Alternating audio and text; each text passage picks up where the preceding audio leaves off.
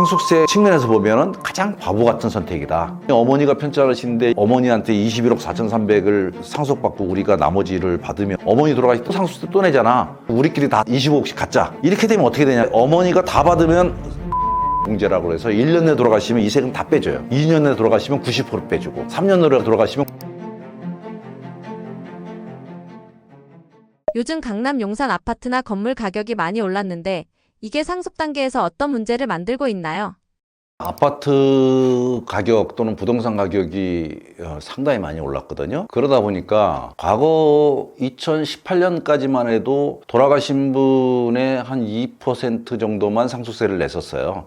근데 지금은 한 5%, 6% 돼. 근데 약간 함정이 있어요. 통계 함정이. 왜냐하면 사망자의 5%잖아요. 근데 사망자가 모두 상속재산을 남기고 있는 그런 분들이 아니죠. 어린 사람도 있을 것이고, 그다음에 재산이 없는 사람도 있을 것이고, 그러니까 그거를 다 나눠서 70대, 80대에 대부분 그때는 남편이 재산을 갖고 있었으니까 그 당시에 남성 위주로 본다면 상속세를 납부하는 사람들은 적어도 10%, 20% 정도 된다.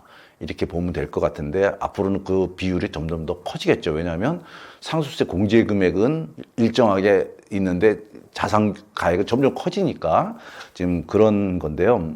우리가 상속의 문제를 다룰 때 저도 이 상속의 문제를 오랫동안 상담하고 그다음에 교육하고 뭐 이제 이러면서 느낀 거 뭐냐면 상속의 본질이 무엇인지에 대해서 우리가 한번 생각해 봐야 될 것 같아요. 상속의 본질은 이게 인간의 본능하고 연결돼 있어요. 그러니까 모든 생명체의 본능은 딱 두 가지예요. 생존과 종족 번식. 모든 생물체는 생존과 종족 번식으로 해서 우리가 하는 모든 행동은 다 거기에 귀결돼요. 그런데 그럴 때 이 상속이라고 하는 것은 결국 윗세대로부터의 부를 물려받는 건데 이 자본주의 시대 또 이 물질주의 시대에서 이 돈, 자본이라고 하는 것은 생존과 종족 번식에 있어서 가장 중요한 요소 중에 하나예요. 그래서 이 상속을 내가 받느냐 못 받느냐에 따라서 본인의 생존과 본인의 후손, 종족 번식에 지대한 영향을 미치게 돼 있어요.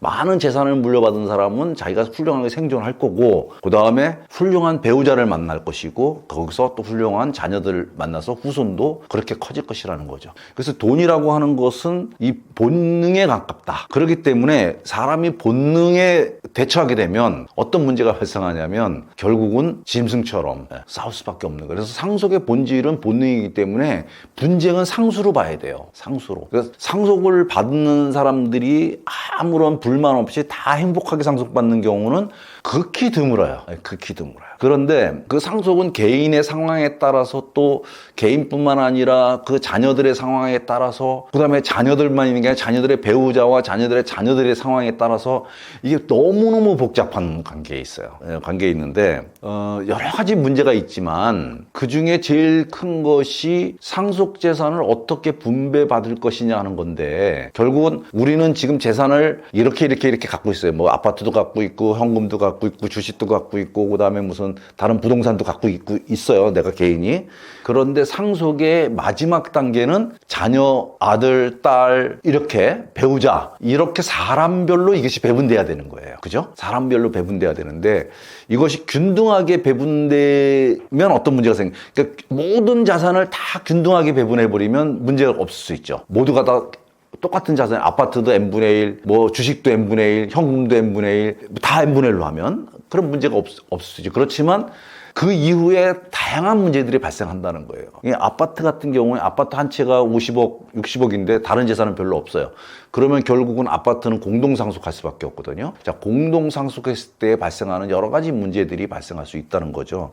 그래서 다양한 문제들이 발생하는데 우선 이렇게 아파트 값이 굉장히 많이 올라가 있으면 상속세 부담이 커질 거예요. 근데 아파트를 물려받는데 상속세를 어떻게 내요? 돈이 없잖아요. 그러니까 사람들마다 나는 상속세 낼 돈이 없어. 그러니까 아파트를 팔아야 돼. 근데 아파트를 팔려면 이거 얼마에 팔아야 돼? 그거 갖고 또 논의를 하고요. 이걸 지금 팔아야 돼? 나중에 팔아야 돼? 가지고 또 논의될 수 있어요. 그런데 아버지가 돌아가시는데 모친이 살아계신다 그러면 모친을 아파트에서 내보낼 수가 없잖아요. 그럼 모친이 사셔야 돼요. 근데 상속세는 내야 돼요, 자녀들이. 자녀들은 상속을 받았지만 그 아파트에서 내가 권리 행사를 할 수 있는 아무런 것도 없어요. 왜냐면 모친이 살고 계시니까. 그런데 나는 세금은 내야 되는 문제가 나오는 거예요. 그러니까 이런 여러 가지 문제들이 발생할 수 있다.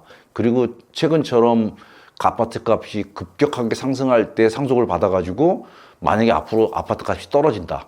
그러면 이거 얼마나 억울하겠어요. 높은 상속세를 내고 나중에 처분할 때는 그것도 안 되는 걸로 처분을 해야 되는 상황이 나올 수 있으니까. 그래서 사실 아파트 한 채만 갖고 있다. 근데 아파트 값이 무지하게 올랐다.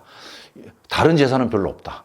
이러면 이걸 상속하는데 상당히 문제점이, 여러 가지 문제점이 발생할 수 있다. 왜냐하면 배우자가 만약에 안 계신다면 모르겠지만 배우자가 있으면 거기 사셔야 되니까 자녀들 입장에서는 그럼 이거 어머니가 다 가지세요. 그리고 어머니 상속할 때 우리가 그때 상속받죠. 뭐 이럴 수도 있어요. 그렇지만 그 상속세를 다 내야 되기 때문에 그 상속세를 어떻게 내냐는 거예요. 굉장히 고통스럽거든요. 그래서 이거 올라간 거는 좋지만 그 이후에 상속받는 사람들이 이 상속세를 내야 되는 고통을 이제 겪어야 될 수도 있고, 그 다음에 이게 만약에 분할 상속이 된다면 거기서 따른 여러 가지 갈등의 문제가 생길 수 있다. 뭐 이런 정도로 보시면 될 것 같습니다. 부모님 집 한 채가 50억 원인 사람은 상속세를 어떻게 내야 하는 건가요? 예를 들어 시가 30억에서 40억짜리 부동산을 상속받으면 실제로 상속세가 어느 정도 나오나요? 상속세가 최고 세율이 50%라고 다들 알고 계시잖아요. 그러니까 집 한 채 50억이면 50%는 25억 세금 내야 되네? 이렇게 이제 오해를 하죠. 신문 기자들도 그렇고 유튜브에도 막 이렇게 나와요. 근데 참 얼처구니 없는 얘기예요. 이 내용을 아시면 이게 말이 안 되는 소리구나 금방 이해가 가실 거예요. 상속세는요, 이 상속세를 과세하기 위해서는 상속 재산에서 상속 공제를 빼가지고 나온 금액, 그 금액에다가 세율을 곱하는 거예요. 그러니까 50억에서 세율을 곱하는 게 아니라 50억에서 상속 공제를 뺀다는 거예요. 그런데 여기서 한 가지 더 중요한 게 뭐냐면, 상속세를 과세하는 그 과세 대상인 상속 재산은, 민법은 상속 재산은 상속 당시에 남겨놓은 재산만 상속 재산으로 봐요. 세법도 그렇게 보죠. 근데 상속세 과세는 요 상속 당시에 남겨놓은 재산만 과세하는 게 아니라 상속 전에 증여한 것도 합쳐서 과세를 해요. 근데 이게 상속인에게 증여한 건 10년이고요. 상속인이 아닌 자, 예를 들어서 손자, 며느리, 사위, 교회라든지 뭐 이렇게 기부한 거, 이런 것은 5년 이전에 증여한 것은 합산 안 하지만 5년 이내에 증여한 것은 여기다 합산을 해요. 그래서 과세한다는 거예요. 그러니까 상속세를 적게 내려면 10년 이전에 빨리 증여를 해야 돼요. 10년 이내에 상속일로부터 소급해서 10년 이내에 증여한 것도 세금을 계산할 때 상속재산에 합산한다. 근데 그것만 합산하는 게 아니라 추정상속재산이라는 게 있어요. 그 추정상속재산은 뭐냐면, 돌아가신 날로부터 소급해서 1년 내에 2억, 2년 내에 5억, 이 금액을 은행으로부터 현금으로 이렇게 인출한다든지, 또는 대출을 받는다든지, 또는 부동산을 처분한다든지, 이 세 가지가 각각 1년에 2억 또는 2년에 5억, 그 사이에 있다면 요 자금을 어디다 썼는지를 상속인이 밝혀야 돼. 그러니까 아버지가 예를 들어가지고요, 아버지가 은행에서 현찰로 1억을 뽑았어요. 2억 뽑았어요. 2억을 뽑아가지고 저기 그 카지노 가서 그걸 다 잃어버렸어요. 그리고 돌아가셨어요. 그러면 상속인들이, 아들이 아버지가 현금 2억을 뽑았는데 2억을 어디다 썼는지를 밝혀야 돼요. 못 밝히면 세무서는 이거는 어디다가 상속재산을 숨겨놨을 거야. 그러니까 이거 상속세를 내세요 라고 해서 과세를 한다는 거예요. 이게 추정상속재산이에요. 있는지 없는지 모르지만 너희가 입증해봐. 어디다 썼는지. 입증 못하면 우리는 과세할 거야. 이게 추정상속재산이에요. 이 ATM기에서 돈을 뽑으실 때 1년에 2억이 넘어가면 안 되고요. 2년에 5억이 넘어가면 상속인들이 다 밝혀야 돼요. 물론 그분들이 그 돈 뽑아가지고 다 어디다 쓰는 게 아니라 금고에다 싸놓겠죠. 금고에다 싸놓으니까 결국은 금고채로 상속이 되니까 그걸 못 밝혀서 상속세를 과세한다 하더라도 뭐 크게 억울한 건 아니겠죠. 그렇지만 그 돈을 뽑아가지고 뭐 어디 그 엄한 데다 막 써버린다든지 이러면 상속인들은 받지도 못하고 그 세금 내야 되는 어마어마하게 억울한 일이 발생할 수가 있어요. 그래서 이런 것들은 이제 그 상속재산이라고 해요. 이것도 다 상속재산을 넣고 거기서 채무를 뺀 금액, 이게 이제 과세가액이에요. 여기에서 이제 공제를 해준다는 거예요. 공제를 해주는데 그 공제 금액은 제일 기본적인 것이 이제 일괄공제는 원래 기초공제 2억하고 가족공제가 있는데 그 두 개를 합친 거와 일괄공제 5억 중 큰 거를 공제받게 돼 있거든요. 근데 기초공제 2억에다 가족공제가 뭐 자녀 1인당 5천만 원씩 뭐 그러니까 요즘 같은 소규모 가족에서는 그 금액 다 합쳐 5억이 안 돼요. 그래서 둘 중에 큰 거라서 5억을 대부분. 그 다음에 이제 배우자 공제. 근데 이 배우자 공제 금액이 이게 되게 복잡해요. 배우자 공제 금액은 최소 5억에서 최고 30억까지 공제받을 수 있어요. 그 사이에서 공제받는데 그 사이에서 어떤 걸 공제받냐면 첫 번째로는 법정 상속 지분가액. 그러니까 자녀가 3명이면 배우자가 1.5를 받죠. 3.5분의 1.5. 그 다음에 그 금액과 배우자가 실제로 상속받은 금액, 그 금액 중 작은 금액을 해주는 거예요. 그 금액, 작은 금액을. 그러니까 그 법정 상속 지분가액까지 딱 받으면 배우자의 법정 상속 지분가액과 그다음에 배우자가 그 금액을 받았다면 딱 그 금액까지 되는 것이죠. 어쨌든 그 두 개 중 작은 금액인데 이게 되게 복잡합니다. 그리고 법정 상속 지분가액이라는 것도 그 민법상 법정 지분가액이 아니라 상속세법에서 규정하는 법정 지분가액에서 약간 좀 달라요. 이거 되게 복잡한데 지금 여기서 설명드리기는 너무 어려우니까 이것은 다른 데서 좀 해보시고요. 만약에 상속재산이 50억인데 상속인은 배우자하고 자녀 2명이 있어요. 그렇다면 우선 이제 배우자 공제 금액을 먼저 뽑아야 되거든요. 이제 배우자 공제 금액은요, 아까 말씀드린 것처럼 5억에서 30억 사이에서 법정 상속 지분가액과 실제 상속받은 금액 중 작은 금액이라고 했잖아요. 그러면 예를 들어가지고 증여재산이 없다면 이제 50억만 과세가 될 텐데 50억의 법정 상속 지분은 자녀가 2명이고 배우자 1명이니까 1.5대 1대 1대 그러면 3.5죠. 총 3.5분의 1.5가 배우자예요. 그러면 21억 4,300이 법정 상속지분 가액이 됩니다. 그런데 그때 배우자가 실제로 상속받은 금액이 얼마냐 하는 거예요. 만약에 배우자가 5억 이하, 아예 상속을 안 받거나 5억 이하를 받으면 배우자 상속 금액은 5억이 되는 거고요. 21억 4,300만 원보다 더 받으면 21억 4,300을 공제받는 거고요.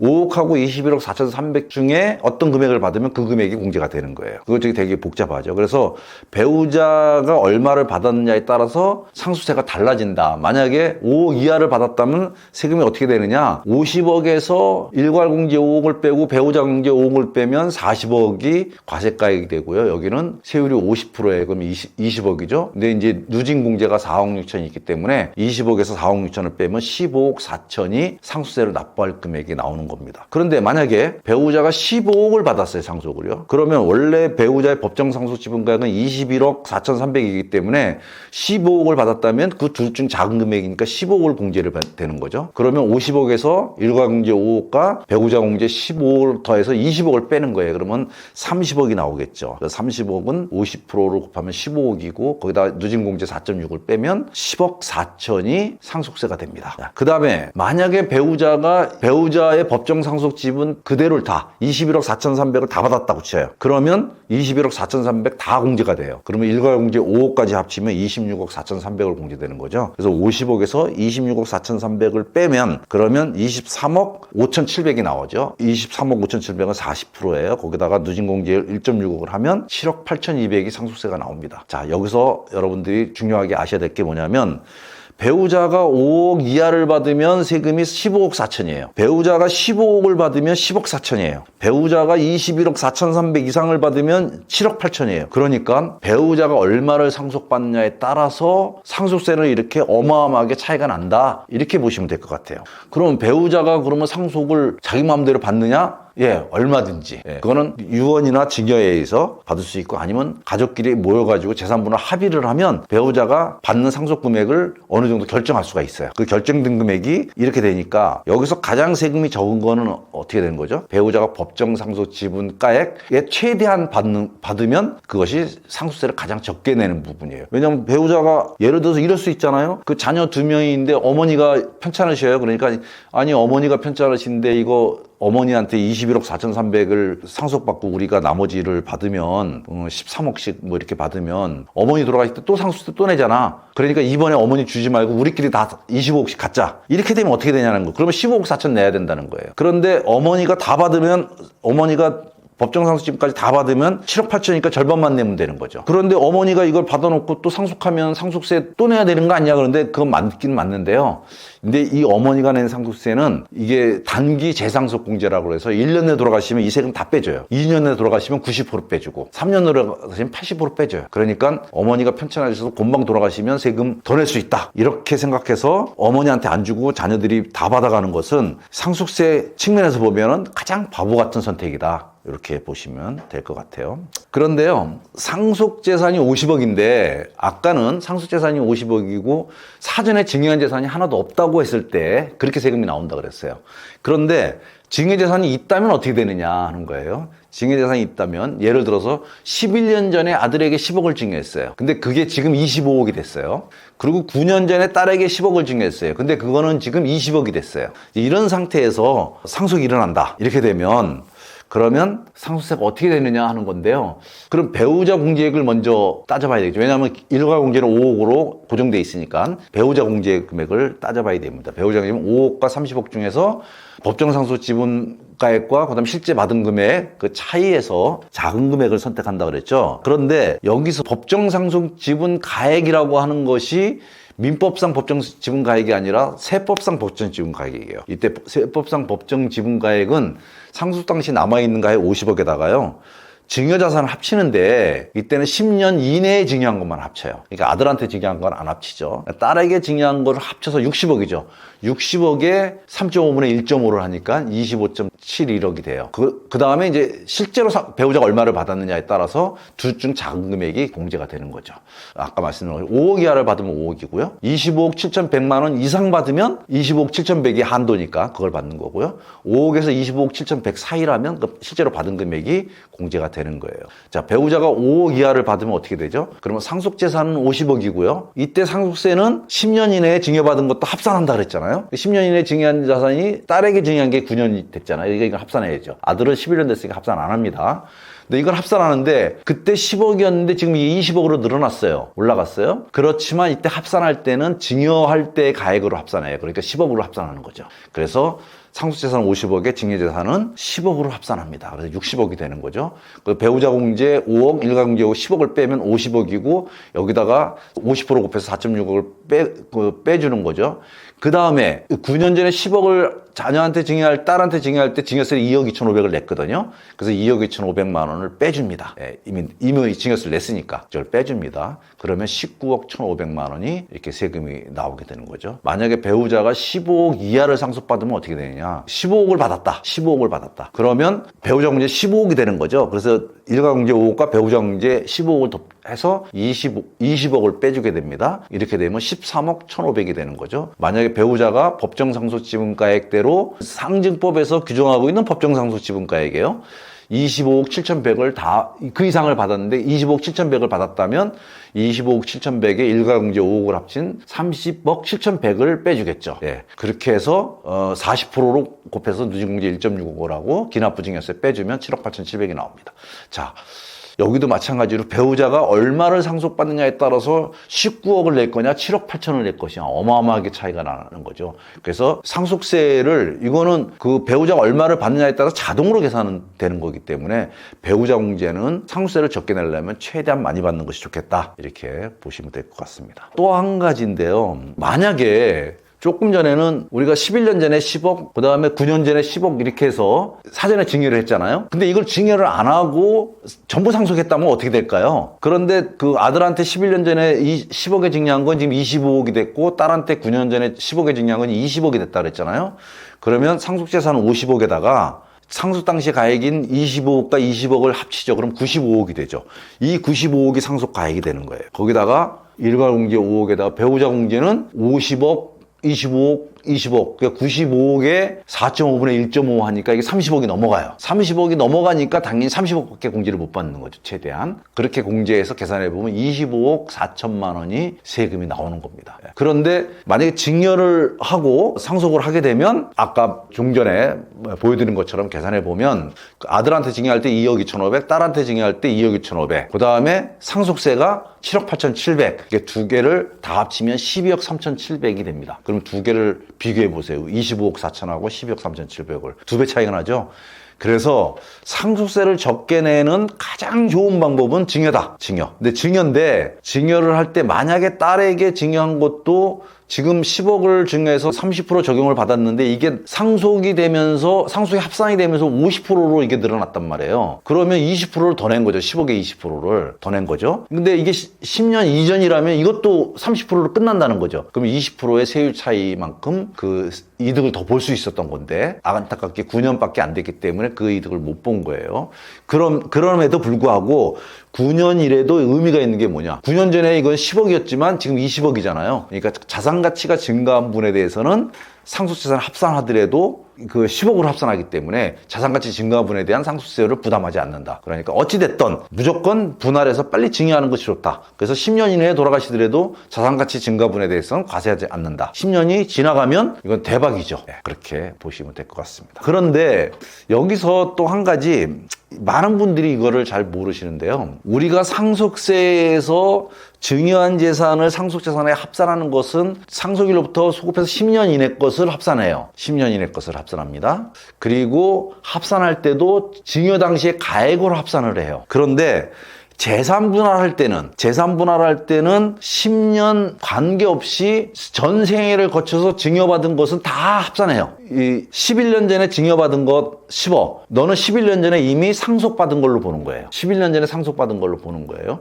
그러니까 30년 전에 증여받았어도 그거는 30년 전에 상속받았다고 보는 거예요. 그러니까 시기에 관계없이 상속받은 걸로 본다. 그러니까 상속재산 분할할 때는 정산의 대상이 된다는 거예요. 두 번째 중요한 것이 그러면 얼마를 정산으로 대상이 될 거냐. 증여 당시의 가액이냐? 그렇지 않고요. 상속 당시의 가액이에요. 그러니까 11년 전에 10억 받았는데 이것은 상속재산 분할할 때는 상속 당시에 너는 25억을 상속받은 거야 이미. 이렇게 본다는 거예요. 11년 전에 나는 10억을 받았는데 이게 11년 전이지만 합산 대상이 되는 거고요. 그 다음에 가액도 현재 가치로 평가한다. 그러니까 나 11년 전에 10억 받았는데 상속재산 분할할 때 너는 25억을 이미 받은 거야. 자, 그러면 다시 돌아가서 분할 대상 상속재산은 상속 당시에 남아있는 재산 50억이죠. 그다음 아들에게 증여한 재산 11년 전 거지만 여기 합산해요. 얼마로? 현재 가치로 25억으로. 딸에게 증여한 재산 9억. 당연히 이것도 합산해요. 20억으로. 그럼 총 상속 분할 대상 재산은 95억이 되는 거예요. 이것이 상속세 계산할 때는 10년 이내 것만 합산하고 증여 당시 가액으로 합산하는 것과 상속재산 분할을 대상에서는 10년 이전 것도 합산하고 상속 당시 가액으로 합산한다는 아주 큰 차이가 있다. 큰 차이가 있다. 이거를 아주 분명하게 이해를 하셔야 돼요.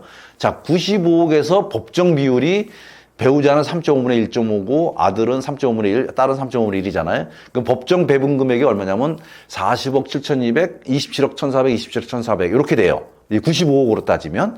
그런데 이미 자녀들은 아들은 25억을 받았고 딸은 20억을 받은 거예요. 현재. 그죠? 그러니까 27억 1,400 중에서 20억을 받았으니까 남아있는 50억에서 아들이 가져갈 것은 2억 1,400이고 딸이 가져갈 것은 7억 1,400이라는 거예요. 그리고 나머지는 다 어머니가 가져가야 된다는 거예요. 이렇게 분배가 되는 거예요. 그러니까 민법상으로는 이렇게 된다. 그래서 이 부분도 제가 많은 사람 상담하다 보면 10년 내 것만 합치는 거 아니에요? 그리고 증여 당시의 가액으로 합치는 거 아니에요? 이렇게 생각하는데 이거는 세금 계산할 때만 그렇고요. 이 상속재산 분할을 할 때는 이렇게 한다는 거예요. 유류분 청구할 때도 이 기준으로 해요. 그래서 이게 굉장히 무서워요, 이거는. 그래서 남아있는 재산, 예를 들어 장남이 뭐 살아있을 때 많이 받아가고 아버지가 떨렁 뭐 아파트 한 채 남겨놨는데 그 상속재산 분할하려는데 아들이 와가지고선 야, 이거 우리가 n분의 1로 나눠 갖자. 아버지가 이만큼 남겨놨으니까 n분의 1로 가져가자. 이건 말이 안 되는 얘기예요. 예, 이건 안 되는 얘기고 이미 아들은 옛날에 가져갔으니까 이미 상속받았어요. 이거와 관련해서는 뭐 조금 더 자세히 얘기를 하자면 한도 끝도 없이 많은데 시간 관계상 여기까지 하도록 하겠습니다. 예. 건물 증여 시 절세하는 방법은 무엇일까요? 이걸 만약에 확실히 절세해 줄 수 있는 방법을 제가 알았다면 첫 번째로는 제가 어쩌면 여기 안 올 수도 있죠. 그죠? 제가 돈방석에 앉았으니까. 그 다음에 두 번째로 구세청이 가만히 안 있었겠죠. 그러니까 이거는 이렇게 생각하시면 돼요. 상속세 최고세율이 50%니까 50%인데 우리가 뭔가를 열심히 뭘 해서 45% 정도 세금 낸다. 그러면 엄청나게 성공한 거예요. 예? 40% 냈다 그러면 대성공한 거고. 그런데 많은 분들이 아예 안 내는 방법 없어 뭐 이런 거잖아요. 근데 그런 건 있을 수가 없는 거죠. 그런데 그러면 뭐 조금 줄일 수 있는 방법이 있느냐 하는 건데요. 다시 원칙을 돌아와서 상속증여세는 금액이 크면 클수록 높은 세율을 적용을 해요. 금액이 작아지면 낮은 세율을 적용을 해요. 예를 들어가지고 과세표준이 50억이다. 그러면 과세표준이 30억을 초과하는 금액, 그 20억에 대해서는 무조건 50%를 적용하는 거예요. 그런데 그 50억 적용되는 50억 중에서 10억을 띄면 10억을 띄어서 증여를 해버리면 그 증여세는 한 사람한테 가면 30%고 두 사람한테 가면 20% 세금 내면 끝나요. 그러면 원래 50% 내야 될 세금이 20% 또는 30%로 세금이 끝난다는 거잖아요. 이게 뭐냐면 분할이에요. 분할. 그러니까 이 과세 표준을 분할하는 거죠. 근데 분할하는 방식을 어떻게 분할할 것이냐가 가장 중요한 핵심이에요. 그것이 전략적으로 이거 찾아야 된다는 거예요. 근데 저는 우선 주는 사람을 분할한다. 예를 들어가지고 내가 결혼하는데 3억이 필요해. 근데 아버지로부터 3억을 받으면 20% 세금 내야 돼요. 근데 아버지한테 1억, 할아버지한테 1억, 외할아버지한테 1억 받으면 각각 1억씩 받아 3억이 됐잖아요. 근데 적용세율은 모두 다 10%예요. 물론 할아버지한테 받은 건 3% 할증되지만 그래도 13%예요. 그러니까 주는 사람을 나누면 과세편이 나눠지니까 당연히 이거는 세금이 줄어든다는 거고요.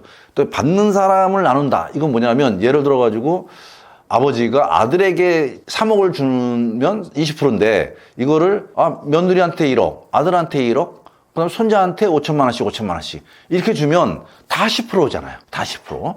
그러니까 이것도 절세가 된다는 얘기예요. 그러니까 상황이 주는 사람과 받는 사람을 나눌 수 있는 사람이라면 그걸 나누면 절세가 된다 이 얘기예요. 이렇게 분할이죠. 그 다음에 중요한 게 이제 방법이에요. 주는 방법. 제목도 증여라고 돼 있는데 부모가 자녀에게 자산을 이전해 주는 것이 꼭 증여만 있는 것은 아니에요. 다양한 방법이 있을 수 있어요. 그것은 매매를 통해서 넘겨줄 수도 있고요. 빌려줄 수도 있고요. 또 뭐 주식을 통해서 뭐 이렇게 간접적으로 해줄 수도 있고 다양한 방식이 있어요.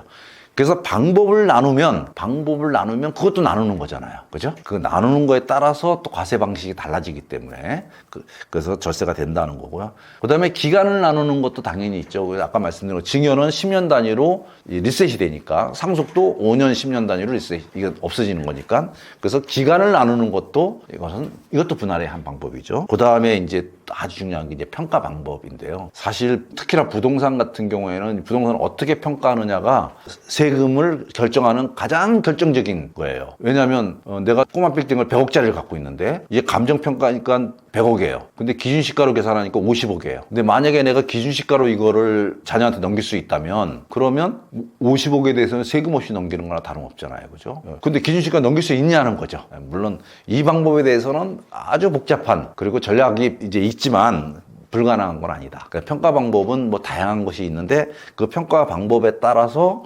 어떤 재산은 이렇게 평가해야 되고 어떤 재산은 이렇게 평가하고 어떤 재산은 이렇게도 할 수 있고 이렇게 할 수도 있고 상황별로 이제 그렇게 되기 때문에 이렇게 해서 여러 가지로 이렇게 나누면 분할을 하면 절세할 수가 있죠. 절세할 수 있기 때문에 이것이 전략이 좀 필요하다라는 거예요. 예. 그래서 건물 증여할 때 절세할 수 있는 방법은 없는 것은 아니지만 첫 번째로는 너무 많이 기대를 하면 안 된다. 그 다음에 두 번째로는 이렇게 다양한 방식으로 분할을 해야 된다. 근데 이것이 모두에게 해당되는 게 아니라 사람의 특성, 부동산의 특성에 따라서 이 분할할 수 있는 여건이 달라질 수 있으니까 그래서 전략적으로 이것을 접근해야 된다. 그러면 의미 있을 정도의 증여세 절세 툴이 나올 수 있다. 이렇게 보시면 될 것 같습니다. 최근 실무에서 많이 보시는 저가 양수도 사례 어떤 배경에서 나오나요? 그 유튜브나 이런 데 보면 3억까지 뭐 증여세 없이 줄 수 있다. 뭐 이제 이런 얘기들이 꽤 많이 나와요. 근데 그 3억이라는 금액이 여기저기 몇 군데 좀 이렇게 그 세법에서 몇 군데 나와요. 근데 그 중에 한 가지로 이 저가 양수도에서 3억까지는 세금이 없다라는 뭐 이런 규정이 나와 있는데 이것도 좀 자세하게 좀 설명을 좀 드릴 필요가 있어요. 세법은 이 가족 간의 거래를 할 때는 우선 거래라고 하는 것은 증여나 상속이나 매매나 대여나 뭐 이런 어쨌든 이 경제적 관계를 형성하는데 이때는 적정한 가액을 기준으로 해서 그보다 높거나 낮으면 그건 혜택을 받다고 보고 거기다 증여세를 과세하는 거예요. 이때 부동산 등은 시가라 그래요. 시가. 물론 임대료도 시가도 있지만 아까 그 적정 이자율에 대한 것도 시가가 있지만 어쨌든 시가라고 하는데 특히 부동산의 시가는 제3자 간에 자유롭게 이루어지는 가액을 시가라고 하는데 부동산이 제3자 간에 자유롭게 이루어지는 수가 없는 상품이란 말이에요. 그러다 보니까 시가는 아니지만 가액도 시가로 본다 이렇게 돼 있어요. 시가로 인정한다 이것도. 그 가액이라는 게 뭐 복잡하지만 가장 대표적인 것이 뭐냐면 감정가액. 그 다음에 인근유사 거래가액 이런 것들이 있어요. 물론 그 당해 부동산의 거래가액이나 뭐 이런 것도 있지만 어쨌든 이제 이런 게 있는데, 이런 감정가액이나 인근유사 거래가액이 없으면 기준시가, 즉 고시가액을 시가로 본다는 거예요. 그러니까 이 고시가액을 시가로 볼 수 있는 방식이 있다라고 하면 그걸 적용하면 세금 가장 적겠죠. 그런데 이 시가보다 높거나 낮은 가액으로, 예를 들어서 세법상 정한 시가가 5억인데 이거를 2억에 팔았다. 이러면 3억 싸게 파는 거잖아요. 그러면 이거 3억을 싸게 산 사람이 3억을 이익을 본 거죠. 그래서 그 이익 본 거에 증여세 과세하겠다는 거예요.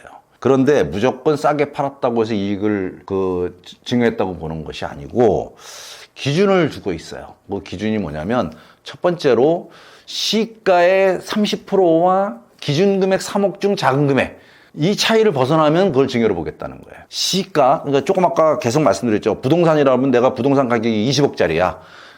이 부동산이 20억인데 이거를 자녀한테 팔고 싶어.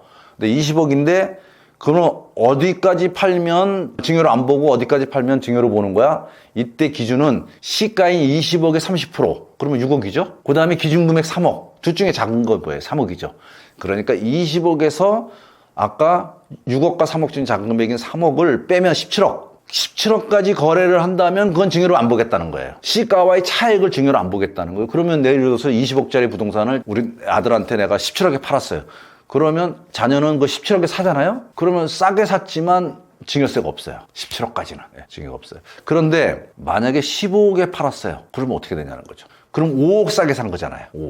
5억 싸게 샀으니까 그러면 5억 싸게 산 거 증여세를 과세해야 되겠네? 그렇지가 않아요. 왜냐하면 이때는 17억까지는 이거는 정상가액으로 보는 거예요. 그러니까 17억 미만인 15억과 17억 차이인 이 2억만 증여로 본다는 거예요.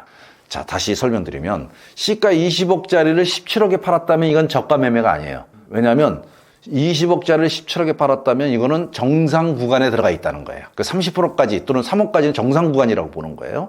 그러니까 17억까지 팔아도 이거는 아무런 문제가 없어요, 세법에서는. 이건 증여를 안 봐요. 정상 구간으로 보는 거예요. 17억 미만으로 팔았을 때 이거를 저가로 본다는 거예요. 그러면 내가 20억짜리를 15억에 팔면 안 되는 거야? 이렇게 생각하시는 분이 계시는데 이것도 잘 활용하면 정말 기가 막힌 솔루션이 나와요. 예를 들어서 20억짜리를 17억에 사면요. 증여세 안 내죠? 그렇지만 아들은 17억을 부모님한테 드려야 되죠. 돈 17억이 있어야 되죠. 그런데 만약에 15억에 사면 어떻게 돼요? 15억만 드리면 되죠. 그 대신에 2억에 대한 증여세 내야 되죠. 2억에 대한 증여 3천만 원이에요. 그러면 나는 자금이 15억에다가 15억 3천만 원의 자금만 있으면 이걸 살 수 있는 거죠. 근데 이게 불법이냐? 아니에요. 세금 냈잖아요. 그러니까 이거는 불법이 아니고 아무것도 아니에요. 물론 장관 갈 사람은 이거 하면 안 되죠. 국민정서법에 걸리니까. 물론 세법상으로는 불법이 아니에요. 그러니까 무조건 17억 이하로 팔면 큰일 난다 이렇게 생각하는 게 아니라 17억 이하로 판매하는 것도 자식이 자금 출처가 부족할 때는 이거를 100번 활용해야 되는 거죠. 그죠? 만약 10억밖에 없어. 그러면 17억짜리 10억에 파는 거예요. 그럼 아들은 10억만 내면 돼요. 그럼 7억에 대해서 증여세 내면 되죠. 7억에 대한 증여세가 1억 5천이거든요. 그럼 10억하고 1억 5천이면 11억 5천만이 있으면 저거 사는 거예요. 20억짜리를. 그죠? 자금 출처가 없을 때 자녀에게는, 물론 양도세는 이거하고 달리 과세를 해. 양도세는 그 20억의 5%를 벗어나면 예를 들어서 17억에 팔든 15억에 팔든 양도세는 20억에 파는 걸로 봐서 양도세를 과세를 해요. 양도세는. 근데 우리가 증여세를 따지고 있기 때문에 이렇게 됩니다. 또 한 가지 재미나는 게 있어요. 꼭 그렇게 싸게 팔아야만 되느냐 하는 건데요. 만약에 자녀의 부동산을 부모가 산다면 어떻게 돼요? 그때 부모는 비싸게 사줘야 되죠. 그럴 때는 비싸게 파는 것도 생각해 볼 필요가 있다. 그러면 자녀는 4억짜리, 20억짜리를 23억에 팔 수 있는 거죠. 증여세 안 받고. 물론 양도세는 내야 되겠죠. 그렇게도 활용할 수 있다. 자녀가 자금이 뭔가를 해야 되기 위해서 내가 아파트를 살려고 하는데 돈이 없어. 근데 내가 갖고 있는 부동산이 있어. 근데 이 부동산을 지금 팔기는 아깝고 또는 팔리지도 않고 그럴 때 이걸 부모한테 팔아버리는 거죠. 그때는 비싸게 판다. 이것도 하나의 솔루션으로 보시면 되겠다. 요즘 연예인이나 유명인들의 수십억 원대 세금 추징 기사가 자주 나오는데 이런 문제가 발생하는 구조적인 문제는 무엇인가요? 연예인들이 세금을 잘 모르잖아요. 그러면 사실 이거를 관리해 주거나 기획을 해주는 사람들이 문제가 없게끔 구성을 해줘야 되거든요. 근데 연예인들은 이런 탈세 문제나 이런 것들이 나오면 엄청나게 치명상을 얻게 돼 있어요. 근데 그냥 세금 적게 낸다라고 하는 것 때문에 연예인들이 이거 뭘 알겠어요? 어떻게 되는지. 이거는 원천적으로 조금 그 연예인들이 좀 고민하고 좀 가야 될 문제인데요. 뭐 생활에도 바쁜데다가 또 본인들이 이거를 뭐 이렇게 하자고 했겠어요? 누군가가 이거를 제안을 했겠죠. 우리가 이제 사업할 때도 보면요, 사업을 처음에 시작해서 조금 이렇게 성장할 때는요, 좀 모험도 하고 무리수도 두고 그렇게 해서 어쨌든 벤처기업처럼 막 저질러야 돼요. 안 그러면 성장하기 어렵잖아요. 그런데 어느 순간 회사가 커지고 규모가 크고 그러면 그때부터는 리스크 관리를 해야 돼요. 왜냐하면 한 번의 리스크가 자기의 모든 것들을 무너뜨릴 수 있기 때문에. 사업도 그렇거든요. 근데 이런 유명 연예인 같은 경우에 이런 거 관리 한번 잘못하면 인생이 날아가는데요. 이 구도가 어떻게 돼 있냐면, 원래 그 연예인들은 이제 본인이 상품이잖아요. 그래서 본인을 파는 거란 말이죠. 근데 본인이 혼자 스스로 할 수 없기 때문에 이 기획사라고 하는 것을 통해서 어떤 그 행사를 하고 그 행사의 준비도 그쪽에서 다 하고 그리고 이제 가서 행사하고 돈을 번단 말이죠.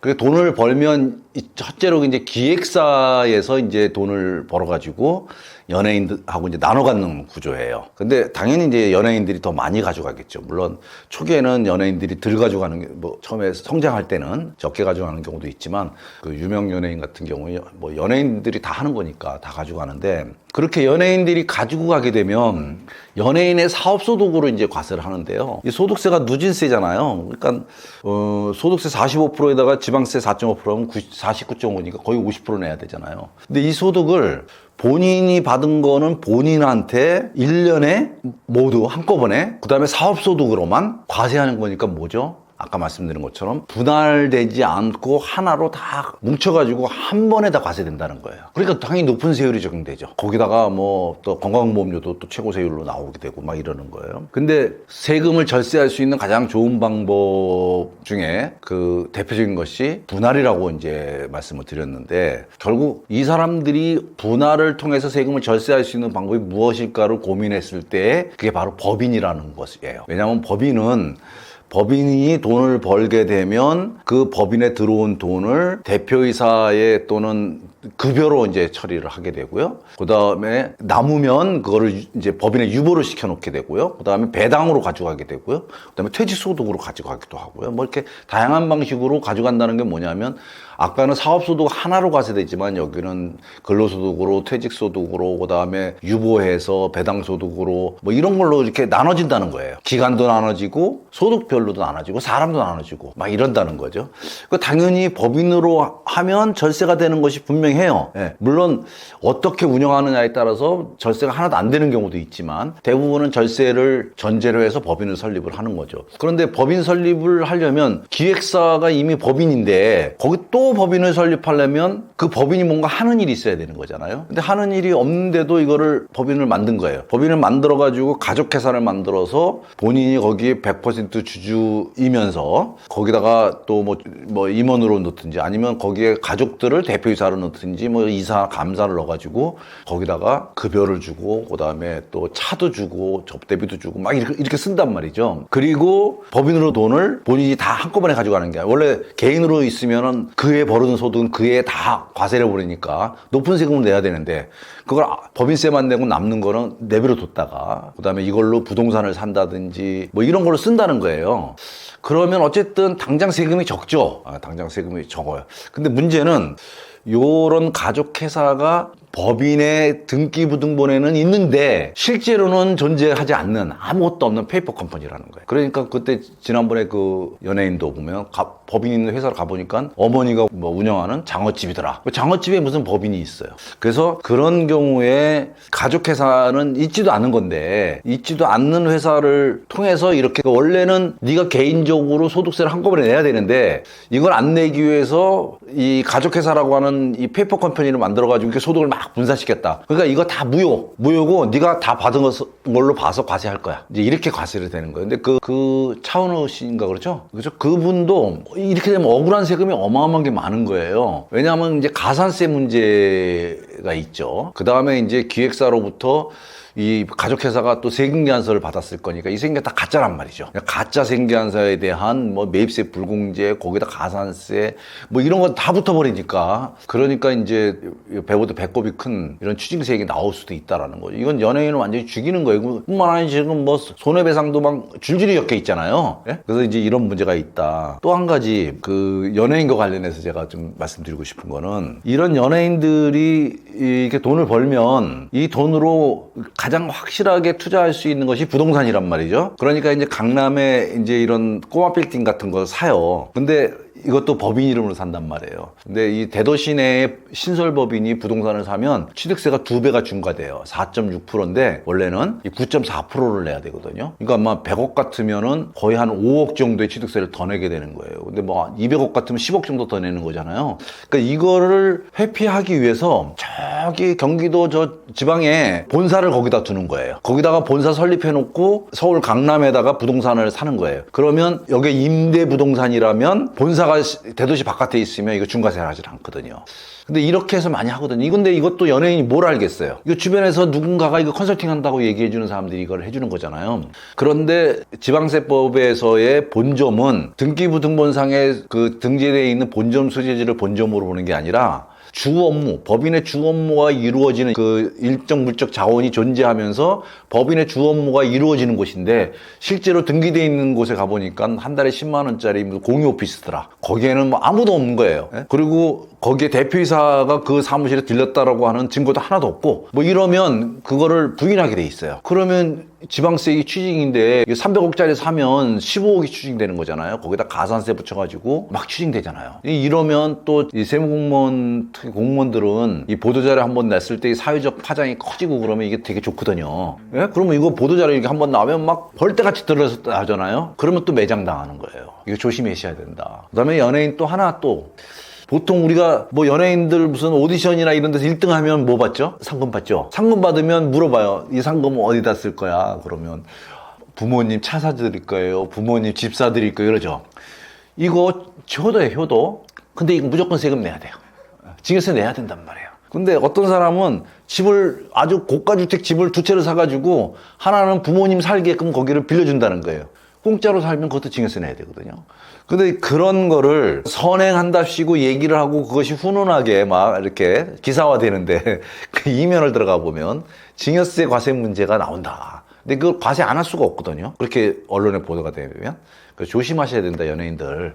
그래서 이거를 컨설팅 하는 사람들도 참 양심을 가지고 이런 일을 하면 안 되죠. 이런 일을 하면 안 되고 그냥 부동산도 마찬가지로 부동산을 팔기 위해서 이렇게 하면 취득세 적게 냅니다라고 컨설팅을 하는 이런 사람이 있다면 이건 안 되는 거예요. 이건 큰일 나게 됩니다. 연예인 인생 망치는 일이기 때문에 하시면 안 된다. 금으로 양도하면 세금을 물지 않는다고 생각하는 사람도 있는데 세금 회피 수단으로서의 금이 문제가 되는 이유가 무엇인가요? 요즘에 이제 금값이 어마어마하게 올라서 상당히 이제 이슈인데 아주 오래전부터 우리가 아이가 태어나고 그다음에 100일 그다음에 또 뭐 돌 뭐 이렇게 되면 선물로 이제 금반지 뭐 금목걸이 뭐 이런 걸 선물을 했잖아요. 어쨌든 금이라고 하는 것이 변하지 않는 가치를 갖고 있는 가장 안전한 자산이다라고 이렇게 생각을 해서 제가 알고 있기로는 강남에 그 돈 많은 할머니들은 손자녀들 돌이나 이럴 때 금반지가 아니라 아예 금거북이, 뭐 금괴 이런 걸 뭐 준다고 뭐 이런 얘기도 들려요. 어쨌든 이런 금을 이렇게 금을 가지고 있다가 이걸 팔게 되면 어떻게 되느냐, 또 살 때 어떻게 되느냐 하는 건데 일단 금을 살 때는요. 금을 살 때는 이 금에 부가가치세가 붙어 있어요. 그러니까 10% 부가가치세를 내야 됩니다. 내고 사야 됩니다.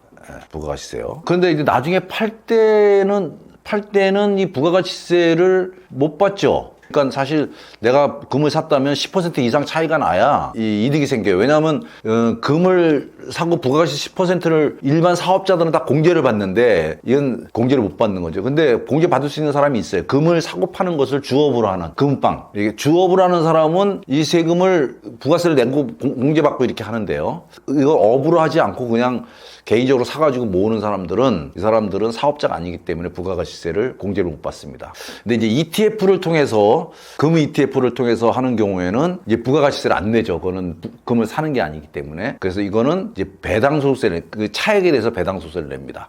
근데 금을 내가 개인적으로 갖고 있다가 팔아가지고 이득이 생겼다. 옛날에 내가 20만 원에 한돈에 사가지고 이거를 지금 100만 원에 팔면 80만 원 이득이 생겼지만 이 금을 팔아가지고 얻은 이익에 대해서는 양도소득세를 부과하지 않아요. 지금 우리나라의 양도소득세, 자산에 대한 양도소득세는 주식하고 부동산밖에 없어요. 물론 분양권도 있죠. 이런 거밖에 없습니다. 나머지는 자산에 대해서는 과세하지 않습니다. 그렇기 때문에 금도 과세하지 않고 달러를 갖고 있다가 팔아가지고 이익이 생겨도 과세하지 않습니다. 주식도 과세한다고 되어 있지만 비상장 주식만 과세를 해요. 상장 주식은 또 과세하지 않아요. 물론 이제 해외 주식은 과세가 되죠. 해외 주식은. 근데 국내 주식은 상장 주식은 과세하지. 물론 대주주 주식은 과세하지만 일반 주식은 과세하지 않습니다. 그래서 주식이라든지 달러라든지 아니면 금이라든지 채권이라든지 이런 걸 사고 팔아서 이득이 생긴 것에 대해서는 개인에게는 과세하지 않는다라고 하는 것이에요.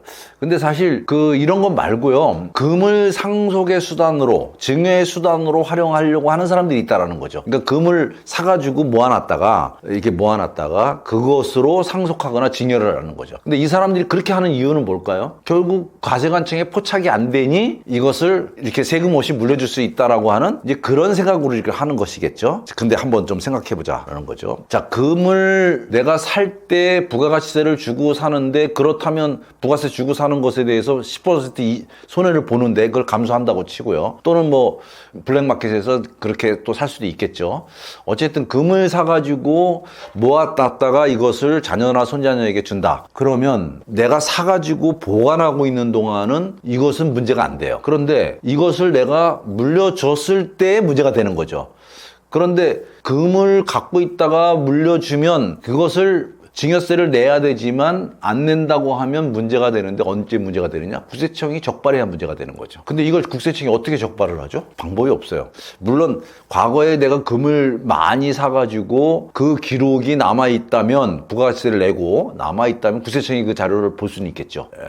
그렇지만 그게 아니라 블랙마켓이라든지 뭐 옛날부터 갖고 있다든지 이런 게 해서 모았다면 알 수가 없겠죠. 알 수가 없습니다. 그러면 이것을 자녀에게 넘겨줬을 때에도 그걸 알 수가 없죠. 알 수가 없는데요. 그런데 이걸 받은 자녀가 금을 그냥 금괴에다가 보관하고 있으면 그냥 괜찮은데 이 금을 팔아서 현금화하고 싶어요. 근데 이게 뭐 몇백만 원, 몇천만 원 정도라면 그냥 그 암시장에서 이게 팔아가지고 쓰면 됩니다. 근데 이게 뭐 괴라든지 해가지고 이게 몇 억씩 된다. 이러면 이걸 팔기도 쉽지 않고요. 양성화하지 않고. 그 다음에 팔아가지고 현금화 시켰어요. 자, 그러면 이걸 왜 현금화 시켰죠? 이걸 쓰려고 현금화 시킨 거잖아요. 근데 어디 쓰려고 하느냐? 생활비에 쓰려고 현금화 시키지는 않을 거잖아요. 뭔가 부동산을 취득하거나 이럴 때 쓰려고 하는 거잖아요. 그때 자금 추천이 뭐라고 될 거냐는 거죠. 내가 금을 갖고 있었는데 금을 팔아가지고 자금 추천입니다. 이렇게 될 거예요. 그러니까 이때 문제가 생길 수 있다라는 거죠. 그 다음에 내가 예를 들어가지고 금을 사려고 내가 현금을 뽑았어요. 예, 현금을 뽑았거나 아니면 그 현금 뽑아서 사기 어려우니까 뭐 계좌로 이체했다든지 수표로 만약에 갖다 주고 샀다. 그런데 그게 암시장에 샀다. 라면 그것도 계좌에 나오겠죠. 예. 그 계좌가 언제 보냐면 상속 일어나면 이제 보게 되는 거죠. 물론 10년 이후에 돌아가신다면 그것도 볼 확률은 그렇게 크지는 않습니다. 그런데 이걸 아셔야 돼요. 증여세와 상속세는요. 세무서에서 이 세금을 신고하지 않은 세금을 과세할 수 있는 기간, 이게 시효인데 시효, 법률 용어는 제척기간이라고 그래요. 이게 15년이에요. 그러니까 지금 2026년인데 지금 증여를 하고 세금을 안 내면요. 15년이니까 2041년까지 이 세금을 추징할 수 있다라는 거죠. 그러면 그때 추징한다면 어떻게 되느냐? 무신고가산세 20%에다가 1년에 지연이자 8.3%니까 10년이면 80%죠. 그러면 원금하고 이자하고 똑같아지는 거예요. 거의 200% 세금 내야 된다는 거죠. 그래서 사실은 금을 사가지고 저렇게 투자를 해서 세금이 없다 이런 것은 결국 투자에 관한 문제라서 이건 문제가 없어요. 이걸 뭐 내가 금을 사가지고 그 다음에 보관하고 있다가 파는 사람들은 이걸 투자 용도로 쓰는 것은 아니죠. 이것은 상속이나 증여 용도로 쓰려고 하는 거죠. 막 투자로 쓴다라고 하면 굳이 10% 부가세 내면서까지 할 이유가 없는 거죠. ETF나 아니면 금거래소, 한국거래소를 통해서 이걸 사시면 되는 것이지, 금을 현물로 보관하고 계신다는 얘기는 결국 이거를 증여세 없이, 상속세 없이 주려고 하는 것이잖아요. 이럴 때는 과연 그 목적을 이룰 수 있느냐 하는 것이죠. 그걸 한번 좀 깊이 생각해 봤으면 좋겠다. 이 정도로 생각하면 좋겠습니다. 예. 금이든 현금이든 부동산이든 상속 증여에서 가장 위험한 태도는 뭐라고 보시나요? 자, 근데 보통은요, 원래 증여라고 하는 것은 이 주는 사람과 받는 사람이 재산을 무상으로 이전하는 것에 대해서 합의하고 그리고 재산이 이전되는 거예요. 즉 계약이에요, 계약. 그래서 증여 계약서에는 주는 사람과 받는 사람이 도장을 찍는 거예요. 계약이죠, 계약. 그러나 현실은 어떻게 되느냐? 현실은 부모가 자녀한테 주는 거잖아요. 그러니까 그냥 부모가 자녀한테 주는 이 증여를 설계하고 계획하고 실행도 다 부모가 해요. 그리고 증여세 납부 금액까지도 부모가 어떻게든지 마련해 주려고 그래요. 그러니까 모든 행위는 그냥 부모의 단독 행위예요, 사실은. 자녀는 그러니까 주니까 받는 거예요, 기분 좋게. 받는 것 뿐이지, 이 세금이 어떻게 되는 것인지, 뭐 이런 것들에 대해서 나이가 어릴수록 더 하죠. 그런데 증여한 이후에 이 나중에 증여세가 추징이 되는 것은 그건 자녀의 일이에요. 근데 좀 전에 말씀드린 것처럼 증여세는 15년까지 증여세를 과세할 수 있다고 돼 있어요. 근데 우리가 많은 사람들이 뭐라 그러냐면, 야, 내가 옛날에 이렇게 봤는데, 국세청 해봤는데 뭐 대충 해도 돼, 뭐 이렇게 생각하시는 분이 있을지 모르겠는데, 자, 2026년도에 지금 증여를 했어요. 2027년, 28년, 29년 모를 수 있어요. 2041년도에 가면 국세청에 이 빅데이터와 AI를 활용한 이 능력, 이 정보 파악 능력, 이것은 어마어마하게 발전돼 있을 거라고 봐져요. 그러면 사실 2041년도에는 2026년도에 지금 우리가 어떤 일을 하고 있는지도 국세청은 다 알 수 있다고 봐져요. 무시무시하게 발전돼 있을 거라고 보거든요. 그러니까 과거의 관행을 가지고 국세청이 모를 거라고 판단하시면 안 되고, 2041년도에 국세청이 오늘의 행위를 볼 수 있을 것인가에 대해서 판단해 보셔야 된다.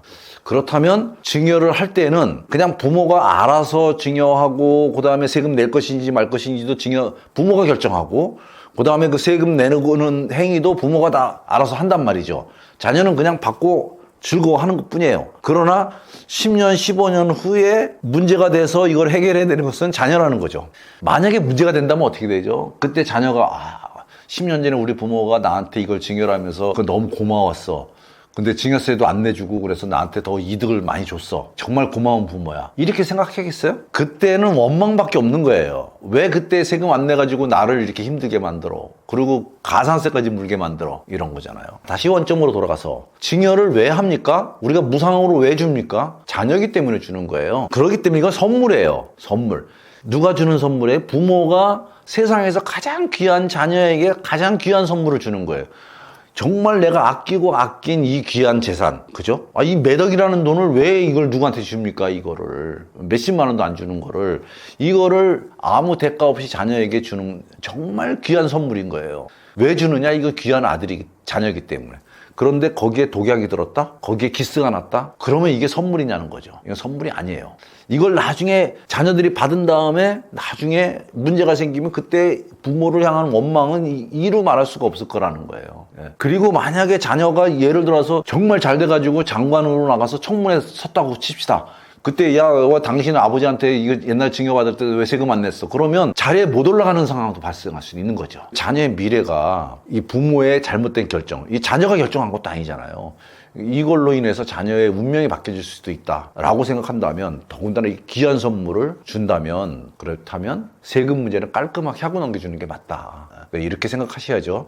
근데 이렇게 말씀드려도 우리 애들은 뭐 공무원 할 생각 전혀 없어, 뭐 이렇게 말씀하시는 분들이 계셔요. 어찌됐든 사람마다 좀 상황은 다를 수 있겠지만, 그렇다면 물론 이렇게 보시면 돼요. 내가 자녀한테 전세자금으로 2억을 주는데 우리 친구들 보니까 뭐 2억 3억 줬는데 아무런 문제 없다, 그 사람 세금 내는 사람 한 사람도 없어, 아무런 문제 없는데 왜 나보고 세금 내라 그래, 이렇게 말씀하시는 분들이 계셔요.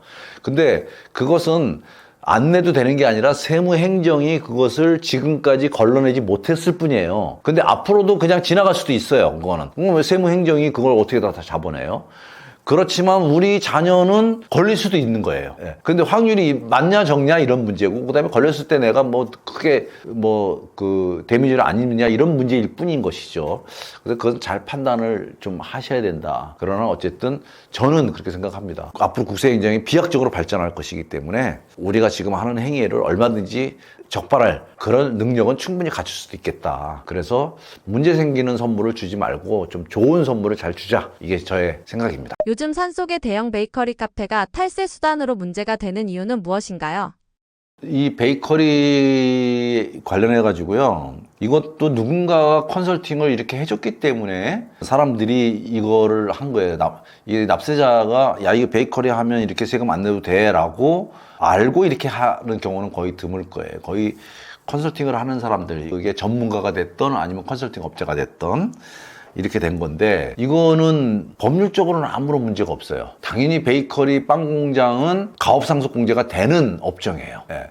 그래서 이렇게 빵을 성심당 같이, 대전의 성심당 같이 그렇게 열심히 빵 만들고 유명하게 가업을 켜놨는데 거기다가 600억을 빼가지고 가면 가업이 망하는 거잖아요. 그러니까 그런 가업은 계속 키워나가게 성장할 수 있게끔 만들어주는 것이 그 국가가 할 일이죠. 그렇기 때문에 이걸 해주는 건 당연히 맞아요. 맞는데 이걸 악용을 했다는 거예요. 그러니까 베이커리가 안 되는데 이렇게 한 게 아니라 법률적으로는 가능하고 또 그렇게 해주는 것이 맞다. 맞는데 세법에는 뭐라고 돼 있냐면 중소기업 중에서 음식점업이 되는데 음식점 중에서 유일하게 제과점업만 가능하다 이 얘기예요. 그러니까 제빵을 해가지고 그것을 현장에서 파는 이런 제과점업이 가능하다라는 거예요. 뭐 제조업을 하면 당연한 거죠. 그런데 세법은 뭐라고 돼 있냐면 이 제과점업과 관련된 자산에 대해서만 상속세가 비과세되는 거예요. 제과점업과 관련된. 그러면 우리가 제과 베이커리 그 카페를 가보면 거기에는 빵을 파는 곳도 있지만 거의 대부분이 커피를 많이 팔잖아요. 그죠? 그러면 빵을 파는 것과 빵을 파는데 빵 사다가 팔면 안 되니까 거기서 제조하는 공장이 있을 거고, 그 공장에서 그 빵을 파는 장소도 있을 것이고, 또 커피를 파는 장소도 있을 것이고요. 뭐 이렇잖아요. 그러면 그것을 구분해야 되는 거예요. 구분해서 제빵을 하는 요 부분에 대해서만 비과세되는 거예요. 요것만. 그런데 가보니까 빵 기계는 있는데 거기서 빵 거의 안 만들고 외부에서 빵을 사다가 팔아. 그리고 가보니까 주차장도 어마어마하게 넓고, 그런데 거기 가보니까 거기 전원주택이 하나 있는데 거기서 거주를 해. 제과점과는 관계없는 자산이잖아요. 그러니까 이거는 당연히 걸러지는 거예요. 그러니까 대통령이 이거 말씀 안 하셨어도 세무서에서 이걸 조사할 때는 당연히 이걸 철저하게 조사를 하면 돼요. 조사를 해서 제과점과 관련된 것만 공제를 시켜주면 되는 거예요. 그러니까 이게 난리법석 떨릴 일도 아닌데 누군가가 이렇게 베이커리 하면 세금 안 낸다라고 이렇게 얘기를 하다 보니까 대통령께서 말씀을 하셨지만, 사실은 세무서에서 이렇게 신고를 하게 되면 이거를 무조건 다 봐주는 게 아니에요. 그러면 그 당시에 제과와 관련돼서 사용한 면적, 부동산 뭐 이런 것이 얼마나 되느냐, 그걸 구분해야 되겠죠. 근데 구분이 안 될 수도 있잖아요. 그런데 보니까는 매출액을 보니까 빵 팔린 건 얼마 안 되고 전부 커피만 팔렸다. 그럼 매출액 가지고 그다음에 그 제빵을